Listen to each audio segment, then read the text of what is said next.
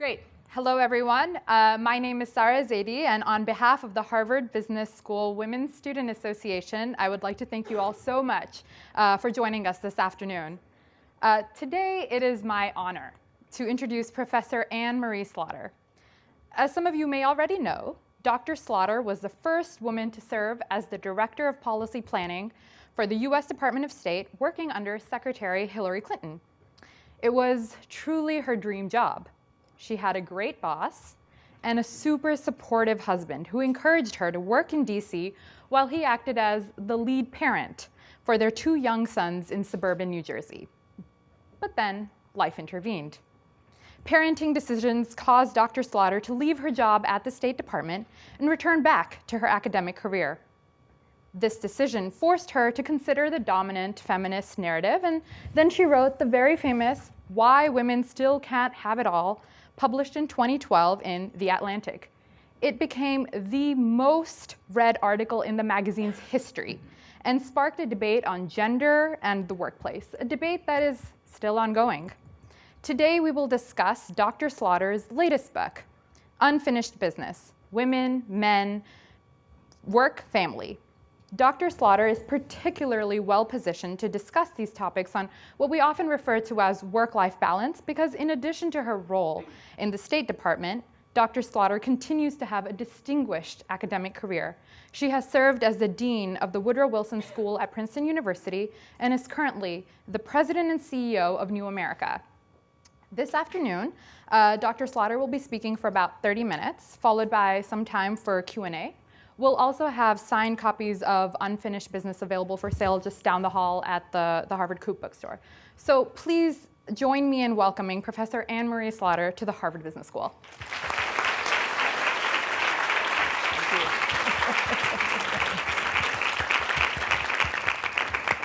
Thank you. The one thing that Sada left out of that wonderful introduction is that before I went to Princeton, I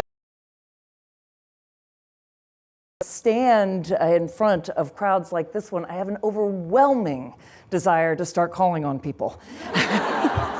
But I will try to wait until you raise your hands. That is not the way the law school teaches, but in this environment I will.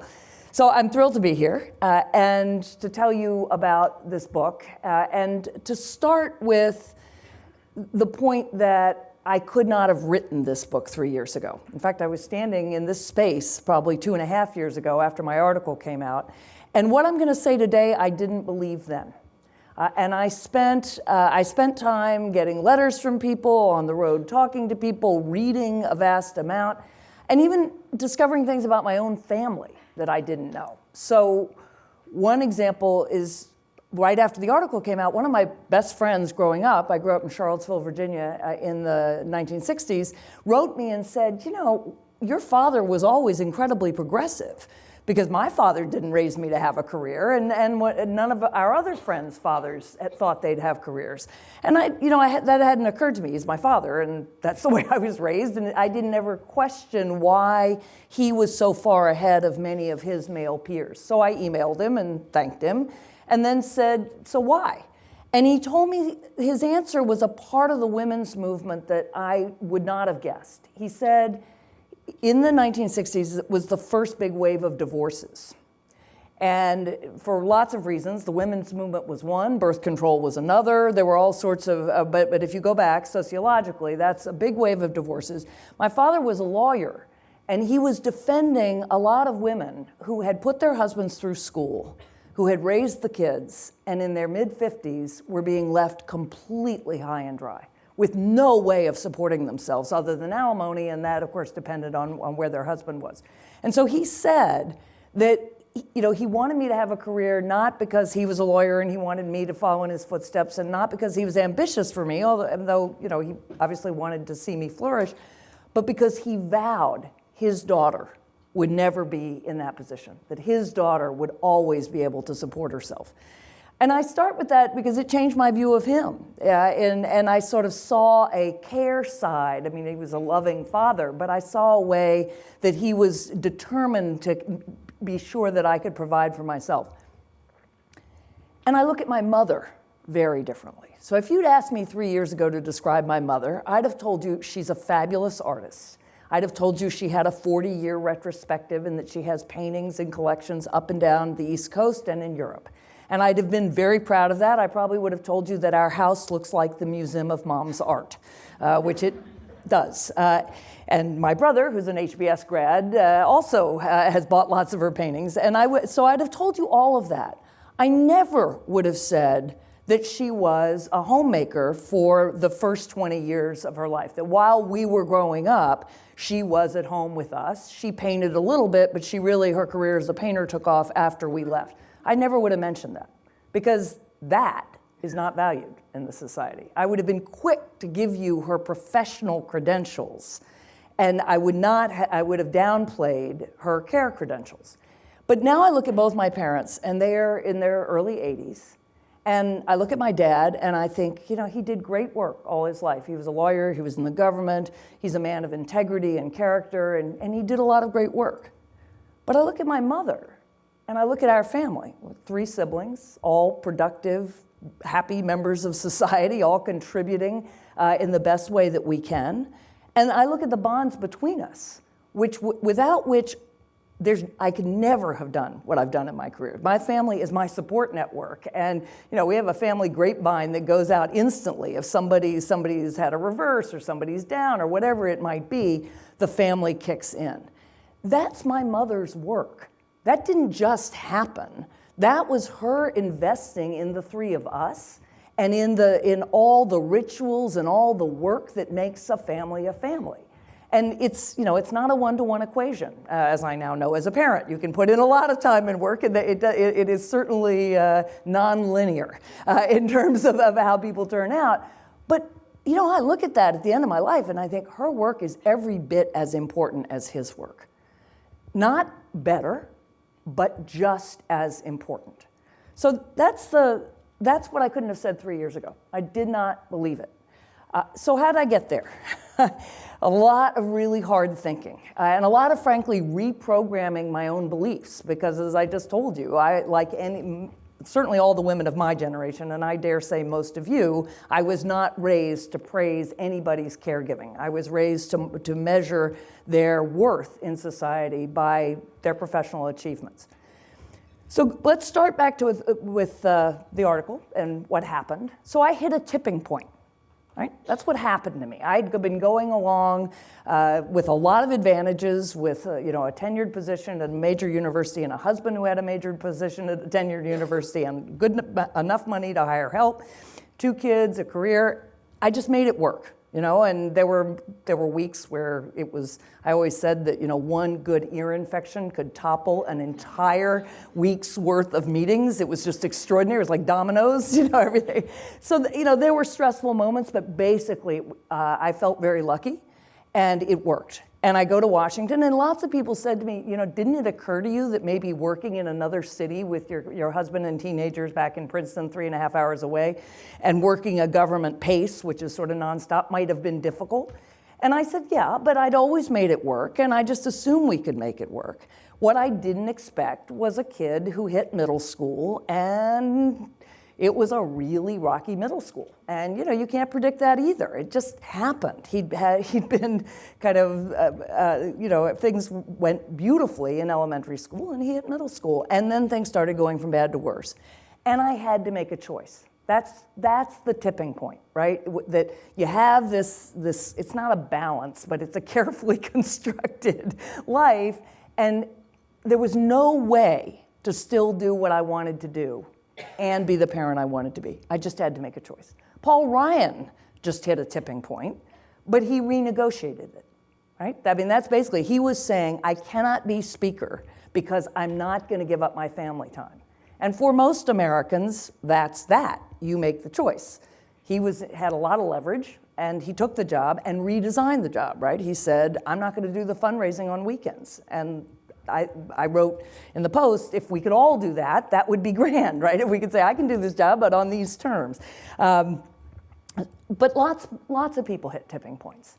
And the people who wrote to me after the article, they weren't any less ambitious than their business school classmates, right? They had all started out in places like this one, or in law school, or in med school, or in engineering school, but somebody had a child with special needs. Somebody's marriage had fallen apart. Somebody's mother had died and they relied on their extended family for care. They'd have to move away from their family. Any number of things that happen that you don't expect, but obviously happen, that suddenly meant they had to make a choice. And reading that and then thinking about, that's in a relatively affluent group. Let's think about the women who are full-time breadwinners and caregivers, who when a child is sick, they're choosing between staying home with the child and either certainly getting docked their pay and possibly losing their job. Right? The absolute crunch between wanting to be able to advance, not even necessarily in a career, simply to earn more money to support your family, and that constant tension with the realities of care for children, but also for parents, right? Because you all can choose whether to have children, but all of you have parents. Even in this technological age, I'm quite confident that all of you have parents. And you may have one parent, you may have two, you may have three, you may have four, we have biological families and constructed families, but ultimately, we are an aging society at this point, and so there's going to be care one way or another. So thinking about it that way, in terms of a tipping point, led me to think that we're framing this issue wrong. That as long as we keep talking about this as a women's issue, and I'm thrilled to see at least a certain number of men in the audience, we are reinforcing the very problem we need to solve. Because as long as this is a women's issue, we are saying men and women can both work, but it's up to women to provide care. And that's a halfway revolution. That won't work.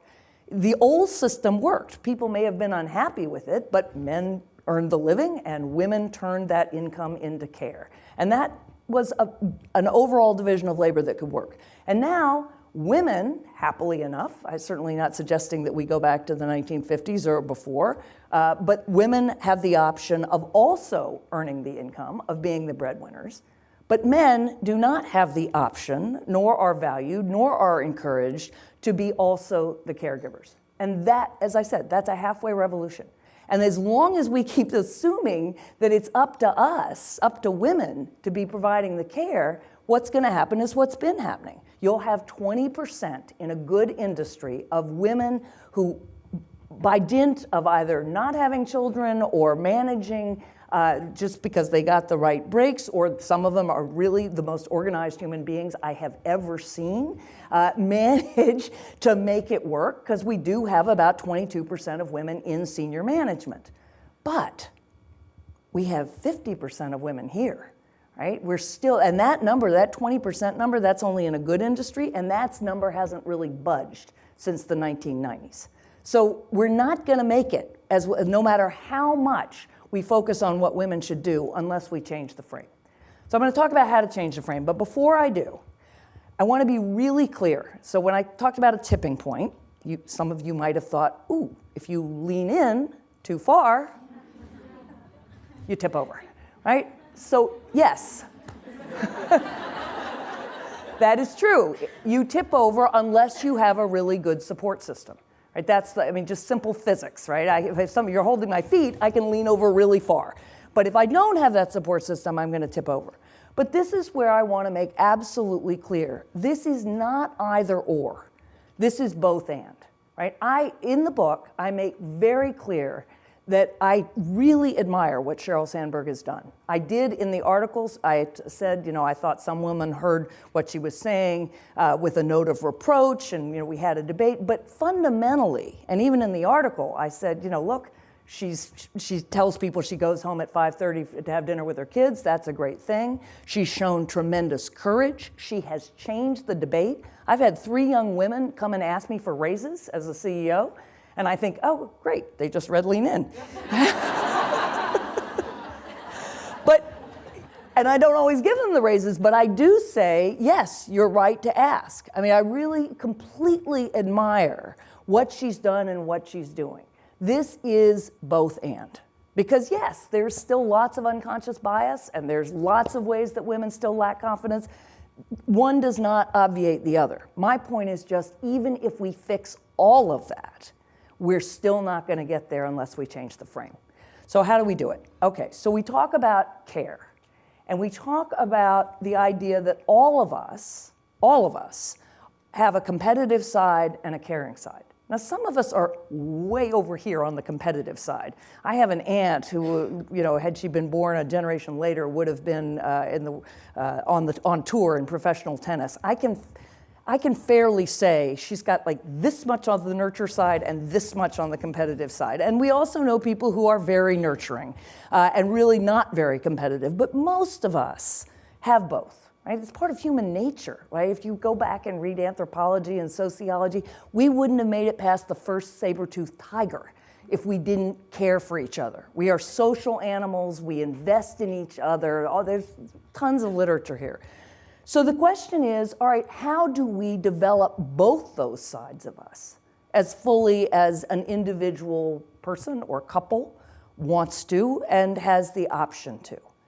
And how do we think about this in terms of society as there's a competitive sphere and there's a caring sphere? So one way you do this is competition's investing in ourselves. And that's great. You invest in yourself, you study hard, you practice, you do all the things that make you a better competitor. Caring is about investing in others.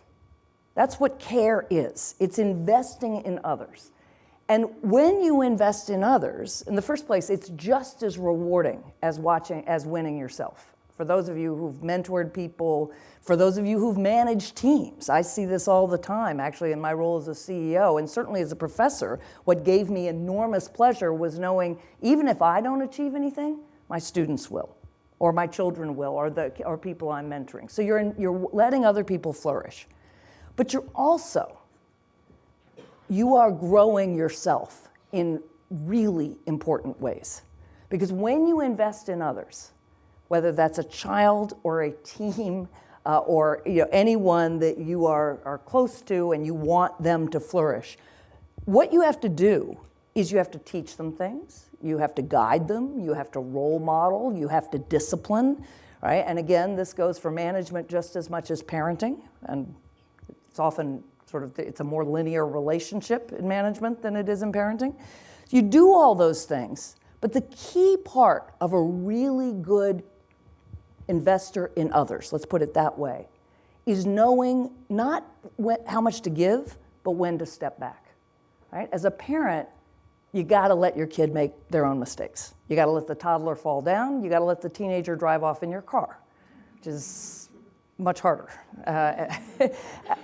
But that's what everybody will tell you. And you think about yourselves. What did your parents do for you? They didn't just keep you, swaddled. They let you make your own mistakes. And the same, of course, is true when you're building a team or teaching anything. You've got to let the person who's going to grow, you've got to let them go. And that combination of kind of stepping forward and investing and stepping back and letting go is an incredibly valuable set of life skills. It's actually, as far as I'm concerned, worth it just on its own, whether or not you translate it into a professional sphere. And again, when I look at lots of women and a fair number of men who that's what they've done, they've invested in their families, I think that is a huge thing to have been able to do.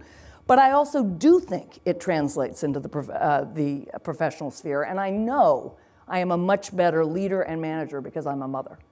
I'm not sure it reverses, but I am certain that So let's think about care. And let's talk about care also because when we talk about care, we unite the experiences of women at the top and women at the bottom. When we talk about advancing women, the first thing we think of is the Fortune 500. That's the first question anybody asks is sort of like, well, how many women are in the Fortune 500? That's our sort of metric. Are we making progress? Well, the answer is like 29. And that clearly we're nowhere near any kind of parity. It's never going to be 50-50. And we're always counting how many women surgeons, how many women professors. That's it's a metric. That leaves out the women at the bottom because we have far too many women at the top and far too few women at the top and far too many at the bottom. I call it an unlovely symmetry. And when you focus on care, what you see is there's a common thread. The women at the top, if they take time out for caregiving, or the men, if they take time out, if they work part-time, if they ask for flexible time, they get black marks on their career, right? They are taking themselves out of off the fast track. That's discrimination against caregiving. The women at the bottom, as I said before, if they have to be both caregivers and breadwinners, they're not getting any support on the care side, right? We did welfare reform. I supported welfare reform. I believe in work. I believe in the dignity of work. But Bill Clinton's idea was that you coupled that with available quality childcare.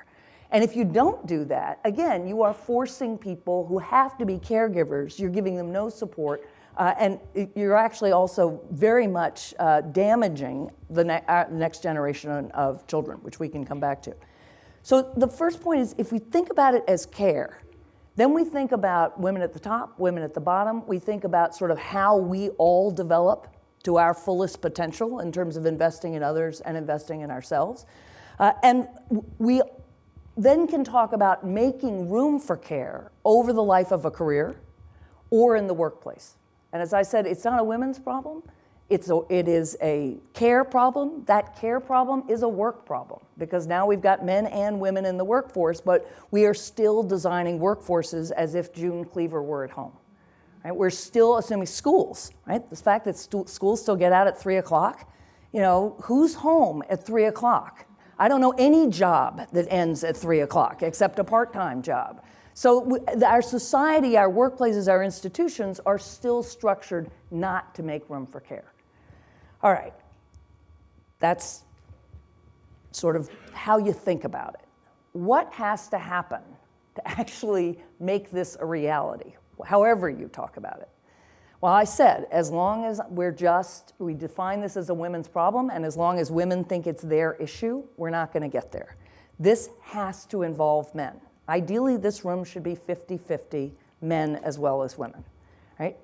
That is what equality means. Equality means you and your partner, could be another woman, could be two men, but you and your partner are equally planning to be whoever you can be professionally, and to share the care, again, of your children or of your parents or anybody else in your life.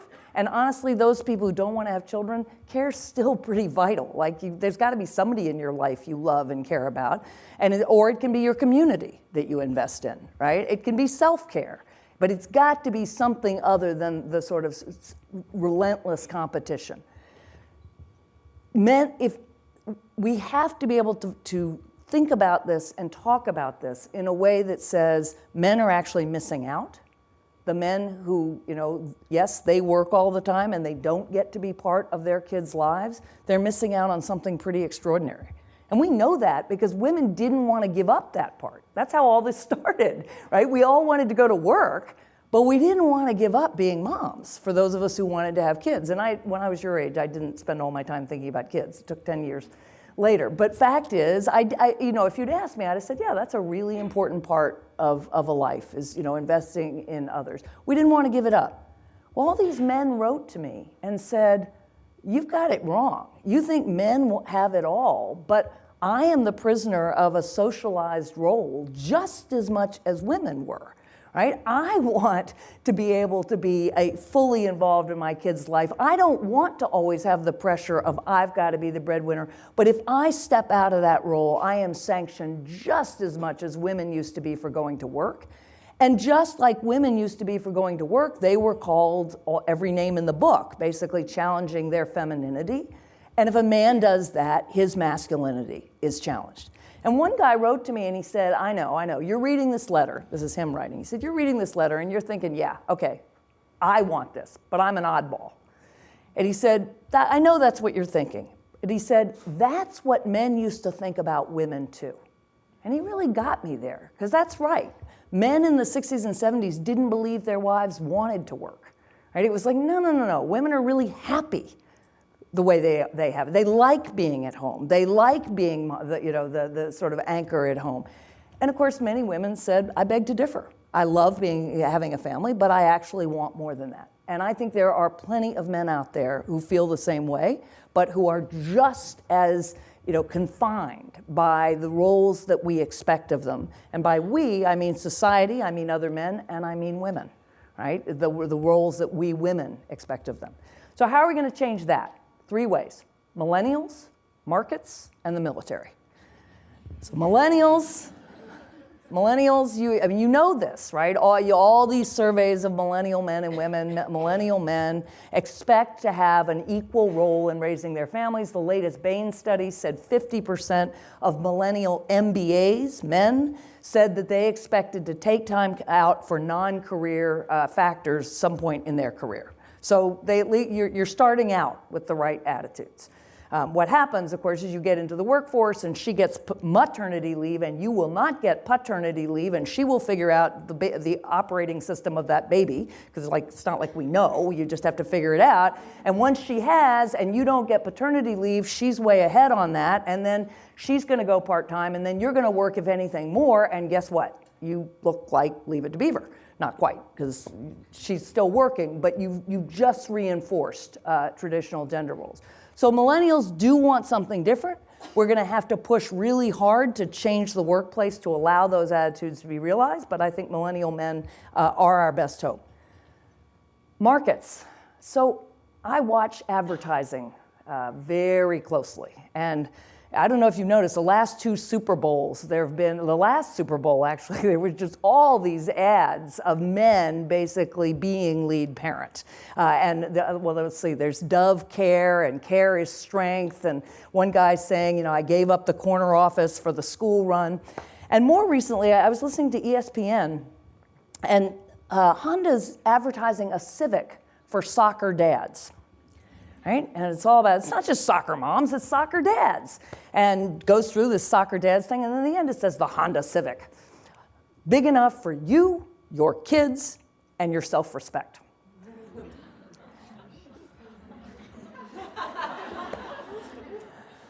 UBS. UBS is, I'm going to offend anybody who's Swiss in this room, but I wouldn't say the Swiss have ever been the most forward-leaning on gender of all the countries out there. But in The Economist, UBS has this big ad, when you open The Economist on the front page, and there's a guy, an investment banker, sitting there saying, "Am I a good father?" And then the next page says, "Do I have it all?"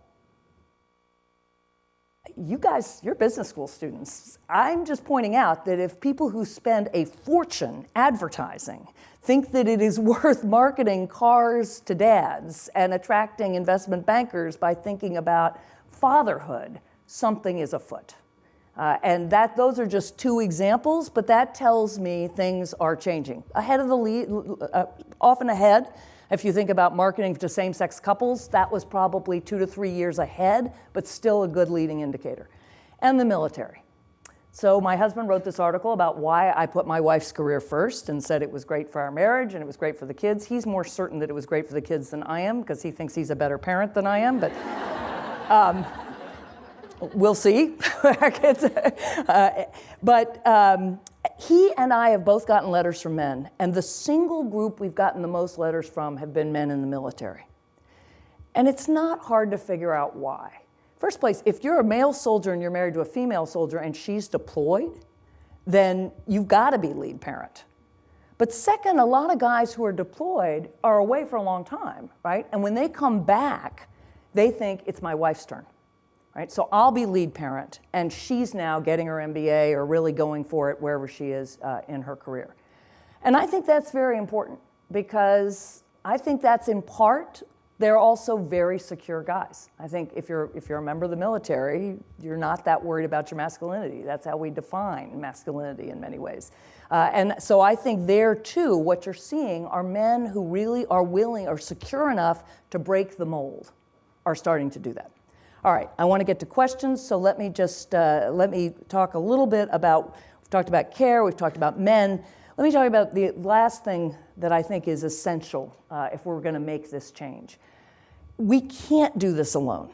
One of the reasons we like Lean In and we like all books like that is that they're self-help books. I've got shelves worth of self-help books.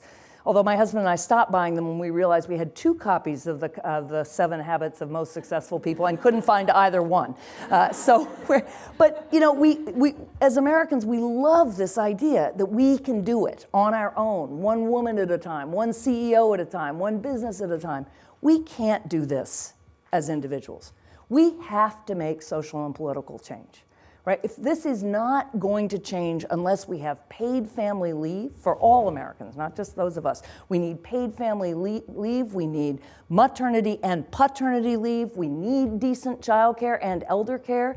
And again, as I said, it makes a huge difference for kids, right? We now know that we're forming children's brains in the first 5 years. We're not just teaching them things, we're determining how much they're going to be able to learn for the rest of their lives. And when you think about that, I, for one, would like to be paying childcare workers the same as I pay professors or good, very, very good teachers. Because what they're doing is every bit as important as my teaching you OB or any other class, frankly. So this has to be a political movement. This has to be, we've gotten close, and individual states, actually, you know, New Jersey, where I live, has paid family leave. But we've got to recognize that, you know, our competitors have what I call an infrastructure of care.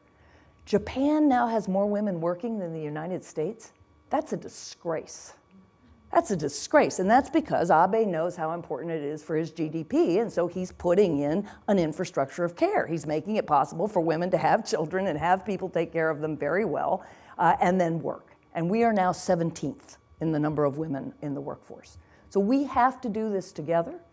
This has to be a political issue, and it can be right or left, right? Marco Rubio has a paid leave plan. He does it through, you know, using overtime to get paid leave rather than having direct payments. But I'm more concerned that we do it, and I'm perfectly happy to see competition among Republicans and Democrats for how to do it best. All right, so many of you are going to hit a tipping point, and you're not going to expect it. And men as well as women, and how do we make sure that you don't then not fulfill the potential that if all of you are sitting here, you have? How do we start thinking about this as a social issue, as an economic issue, as a political issue, as an issue of supporting care? How do we get men involved? How do we do it politically? So why am I so optimistic? Because the thing I hated most about the article is I'm now introduced as, this is Anne Marie Slaughter, and she says women can't have it all. No, that is not what I'm saying. The joy of headlines. I'm optimistic because when I was growing up, my mother used to set out little vases of cigarettes on the table when she gave dinner parties. Because this was Virginia in the 1960s, and everybody smoked in the 1970s and most of the 1980s too, and that's what you did if you were a hostess. You provided cigarettes for your guests. If you did that now in New York, I think you'd be sued. Right? And you know, I grew up in a Virginia where blacks couldn't marry whites. Loving versus Virginia was not decided until 1967. Right? I was born in 1958, and Jim Crow was still not illegal, but just barely. And I grew up in a country where you couldn't have articulated the word same-sex marriage. It would have had no meaning, just absolutely no meaning. And I'd have said even 5 years ago, we would not be where we are on same-sex marriage.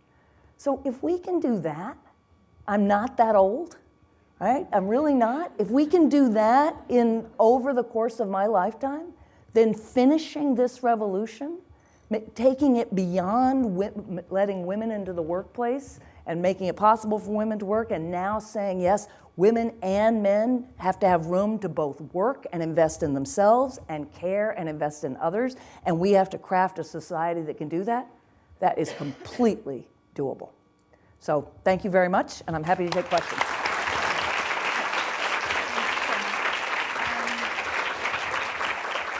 We have about 15 minutes for questions. So if you have any questions, please come to the aisles. There are 2 microphones, and we'll just alternate questions between the 2. Hello. Hi. Hi, thank you. I'll do that because I'm taller, I guess. So I'm a father of 2 young kids. And at the moment, I guess you would say that I'm the primary parent, so that's my perspective on this. And you've done a lot more thinking about than I have, so I wanted to ask you, it seems like through all this, the default goal is to enable more career for everyone. and you talked about how the dual role system kind of worked. So I'm curious about why you think it's a better solution to try and basically, give everyone, men and women, more career opportunity, as opposed to making it more acceptable for either men or women to choose between the roles. Yeah, that's a great question. So what I just rephrase the question a little. I want to give men much more room for care, right? So it's not that it's all to let everybody have more careers. I honestly think men will just be much happier in their lives if they have more room for care. So I do believe that. But you're right that I don't say, men should, be able to choose lead parent roles, whether they work or not, full-time or not. We'll just reverse roles. And the reason I don't is it's not that I don't think that for some people that's not a great choice. I think it is. I also think it's a time-bound choice. I mean, from where you all are, 20 years seems an eternity. I've got my 2 kids going on, my oldest in college now, and another, and we hope, he's taking the SATs on Saturday, in 2 years, and there's still 15 years ahead of us where we're going to work. But the real reason I hesitate about that is because that is where women were, and many of them, I would say the majority, wanted more. Right? That this is Virginia Woolf's A Room of One's Own. That there is that in us, that you have your individual goals and you want to achieve them. They don't have to earn money, right? You can be a musician, you can be an artist, you can be a mountain climber. So it's not that you have to earn money. But there is, I think, in most people, we don't want to be defined only in terms of our relations to others. So as much gratification as I get about being a mother and a sister and a wife and a daughter, I also want to be Anne-Marie Slaughter who does this. And I think that's going to be true for the majority of men and women. And so I'd like people to be free to make those choices however they want, but I don't want to flip it and just say, yeah, guys, you support a woman and you take the traditional way of supporting a breadwinner that women used to have. Just sorry, Yeah, it's like a please. follow up to that. So the implication is that, in your view, as a primary parent or someone who's not pursuing a career, there's not an opportunity for you to have that kind of fulfillment. Because being a primary parent there's nap time when they're young, there's school time when they're older. So do you see how it all kind of revolves around career as the definition of success in society? So I don't. Let's unpack this, because I think what I'm saying is no. I'm saying I look at my mother's work as a homemaker, as a mother, and I look at my father's work and I see her work is just as important as his. So if that's all she'd done all her life, I would still say that's incredibly important work. And I've stopped asking people, what do you do? Right? That's the fastest way that we value people by professionally, because the first thing any American says is, what do you do? Europeans think we are so boring, right? This is like, that's what defines you. So that's not true. It's that I look at my mother and I also know how frustrated she was that she didn't have the ability to be the artist she became, and assume, maybe wrongly, that most people want to have room for both. But I don't want to be heard as saying it's the careers of the measure. I want to say they're equal. They really are equal. That what you're doing right now is just as important for society, for your children, and I think for you, as whatever your partner may be doing. Thank you. Thank you, Dr. Slaughter, for speaking. This was fantastic. I'm helping lead, my name's Upasana, I'm helping lead the Ambassador program here at HBS.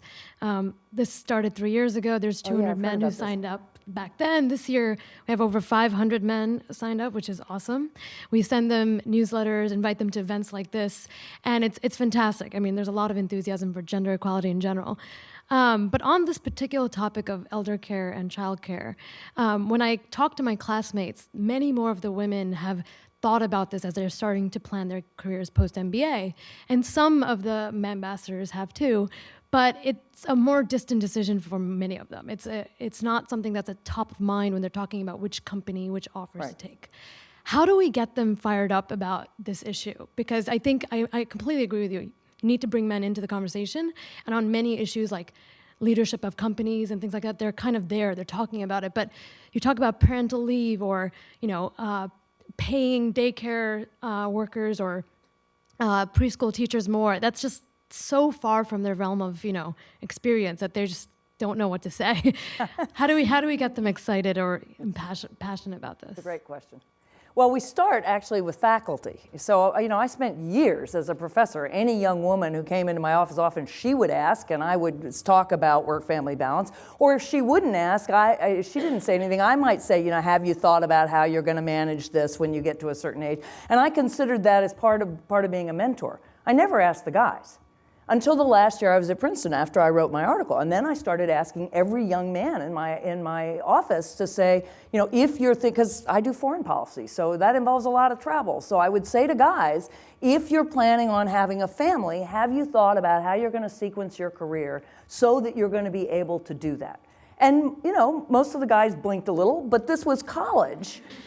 And many of them had mothers who worked. And, if you say, hey, wait, this is about equality. This is what it means. If you're going to be a father, then you've got to think about how you're going to raise those kids, not just create them and not just provide money. And so I do think a lot of this is they don't think about it because we don't expect them to think about it. So that's a chicken and egg issue. The other thing, though, this is where they've got to think about it in terms of, I want a fulfilling life, right? At the end of their lives, we know this, the first thing most men say on their deathbed if they have regrets is, I wish I'd led the life I wanted to lead, not the life others expected me to lead. And I know there are plenty of women, who say, I hate practicing law. I was a law professor. I'm going to go do something I really want. There are many guys who hate practicing law, believe me. They don't say that because they don't think they have that option. And why not? Well, that's not okay. Why shouldn't they be able to say, I hate this and I'm going to go do something else? So I don't think it's going to work unless it's guys thinking, I'm not getting everything I could be getting out of life because I don't have the same flexibility that women do. And once you think of it that way, then it's a guy saying, I want to be every bit as much a father as my wife is a mother. I want to be able to work flexibly. I want to be able to sequence my career. And if it's not to be a father, maybe it's to write a novel, but it's to have something more than being the breadwinner. Hi, thank you very much for that talk. My name is Katra, I'm from Kenya, and I'm really moved by your story of how your father saw that he wants to invest in you and wanted you to have a career of your own.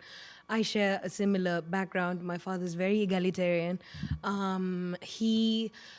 And I use quotation marks, allowed my mom to study alongside him. So they both did their masters together and their PhDs together. And eventually when she'd given care to all of us for 20 years, she decided to start a career in politics, and he supported her. He was her biggest supporter. And now she's about to reach her two-term limit, and she's going to hand over to him. And so I see the beauty of that. And I'm at the Kennedy School, and we're all told, you'll all be presidents, you'll all be, and we believe it. We believe it. My colleague here will be president of Ghana. The business schools all told they'll be CEOs. Yes. But then this conversation is one that I really believe in. And I think I call them time-bound considerations that we have to make as women. And I wonder what you think of legislation as a tool for infrastructure care. You talked about Japan. So what do you think about that? Thank you. So your parents did what I call the Clinton model, right? Hillary,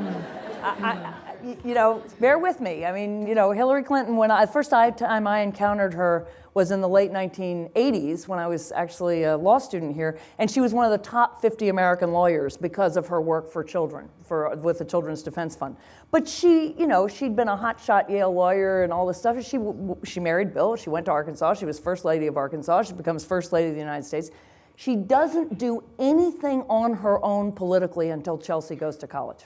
Right? In 1998, Chelsea goes to college, and in 2000, she runs for Senate, and then she runs for president, and she's Secretary of State, and she's running again. So that is one model, and it can work perfectly well as long as you're still visible. And she was very visible. And there are other ways to be visible. You don't have to be First Lady, but that is a model. Thank you. I do think I think legislation has a big role to play. And again, part of that, for the same reason, how did we change civil rights? How did we change gay rights? Or how you've got to create a different framework. Again, what the law looks like, the U.S. is going to figure its own way. But yes, that's part of what I'm saying is we can't just talk this talk. We've got to walk it as a society, and that does mean legal change. So that's her role now in Parliament, that she needs to pass this legislation, Yes. make it happen. Excellent. Thank you. Thank you. I'm very all for much. electing women too. Hi there. I wanted to push on the question that came up earlier. It seems to me that the structural change is needed and something that many of us support on a more tactical level in the next handful of years as we graduate and enter the workforce, particularly with young families with two working parents. I wonder what advice you give for people who want to try to make it work, but maybe recognize that the work of childbearing doesn't go away just because they're two working parents. So wait a minute. So specifically, I'm missing the. It seems that many of the jobs that we're entering will be long hours, and that Yes. many of our spousings will similarly Right. be entering those kinds of jobs, yep. and the work doesn't go away. Okay. Yes. Got it. Okay. So. I think the best thing you can do is I advise you to think about your careers in terms of interval training, right? So if you're an athlete, you know that going hard and slowing down is how you get into your very best shape, all right? You don't go hard all the time, you will burn yourself out.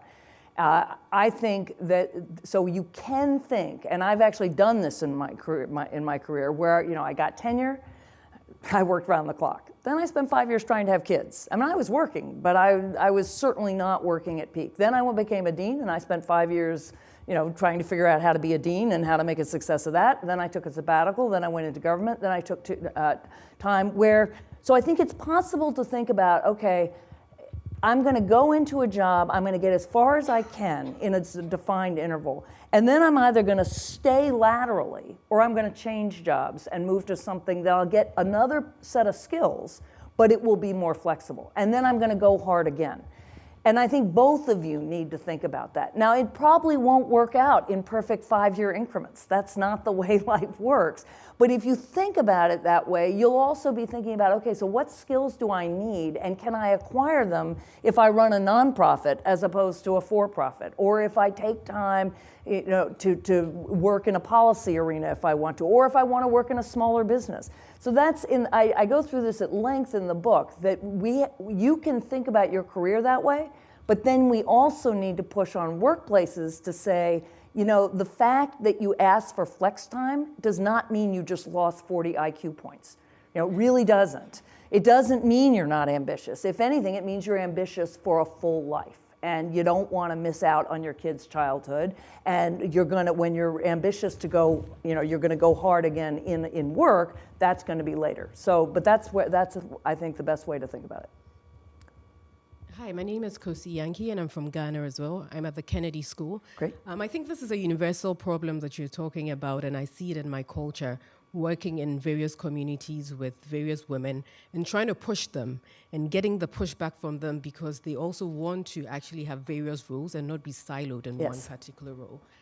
And we keep talking about this, but one of the questions that come to my mind is how do we actually start this revolution? How do we start? Where do we start from? And how do we make the impact that we want to see? So I think the first thing you do, and some of you, may have brought your partners here, but that's what you got to do. You got to do this with the men in your life. You have to make a pact that every guy you know will ask about flexible policies, right? Because what happens now is you women interview and you'll get told about all the great family-friendly policies that the company has. And the guy will never be told about those. And that just reinforces the same idea. So he's got to ask, and you've got to compare interviews afterwards. And if they told you about them and didn't tell him about them, you know they're not serious. And you out them in various ways. You say having a family, if that's what you want to do, takes two or one. There are plenty of single parents, but then you need different flexibility as single parents. But you've got to, the only way to do this is to stop doing it through women's groups, women's networks, and I'm all for male ambassadors. I think that's great, but I really am, but this won't change unless a man says, why should I have a siloed existence?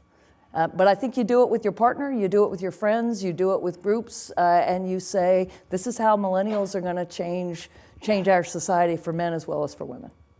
Thank you. Hi. I was hoping you could talk a little bit more about how you see what this looks like at full implementation for the economy. I mean, if you assume that a large majority of people will want to split that kind of whole life between both partners, does that turn everybody into sort of a part-time worker, or like how do you see that beyond just like parental leave for both sexes? Like, what does this look like for the American economy? Well, so if we really look out at the future of work, this could be part of the solution to the coming. I mean, depending on how you think about the future of work, but certainly working less would not hurt us in terms of the economy, right? And for that matter, in terms of our own productivity, when people say, how are you so productive? And I say, I take 6 weeks off a year. And everybody at New America, we have 6 weeks paid leave, and you must take 4. You don't roll it over. So there are lots of ways. I think we'll have many more job shares, which is a great thing, which makes a lot of sense. We'll have many more kind of ways of, as I said, taking these intervals. And that means people will be able to work longer. Because part of what's happened now, right, you've got this huge talent pool of women just like the women in this room, but who were sitting here 20 years ago and hit a tipping point, married a man, they met at Harvard Business School, and something had to give, and they were the ones who gave. And now they've got a Harvard Business School degree, and they started out great, and nobody's hiring them. So from the point of view of the economy, it means we can work longer, we can tap into all of our talent, we can tap into it longer over lifetimes.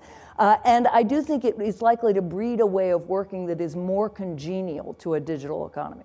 The last thing I'll say there is on-demand is your friend, right? There are on-demand bosses now. You can work as an executive on-demand where you get a project and you drive it to conclusion and then you go back and do other things. So that's pushing in the right direction. This will have to be our last question, unfortunately. Professor Slaughter, thank you very much for coming. My name's Peter. I'm a student at the Fletcher School across the river. Somebody mentioned, how do we get men fired up about this? And I just want to say, I'm fired up about it. I don't want to work 80 hours a week. I don't want to work 60 hours a week. I want to spend family time and maintain, keep myself in touch with what really matters.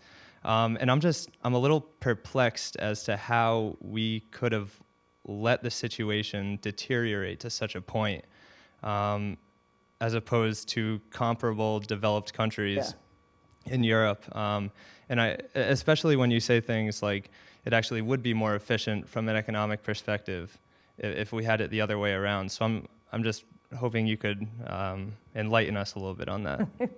All right, so it's a great last question.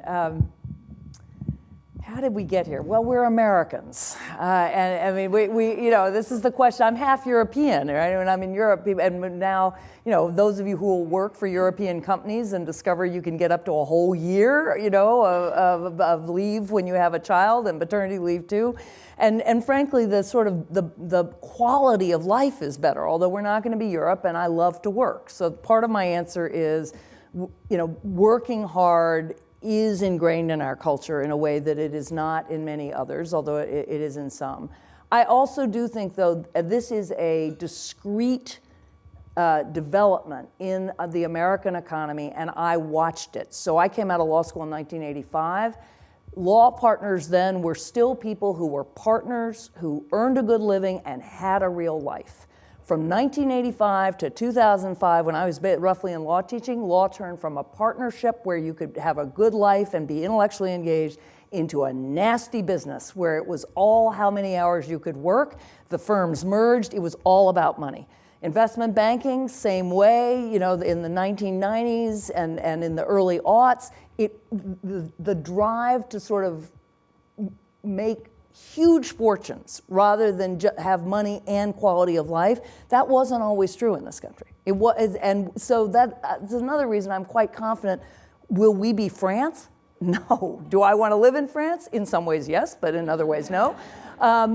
So we'll find our own way, but the idea that the American dream ought to include time with your family, time with your loved ones, we're also the ones who talk about family values all the time for yourself, time to invest in something other than a professional career, I think we can get back to that. That's been, and there are many different factors, but as I said, it's happened roughly since the late 1980s.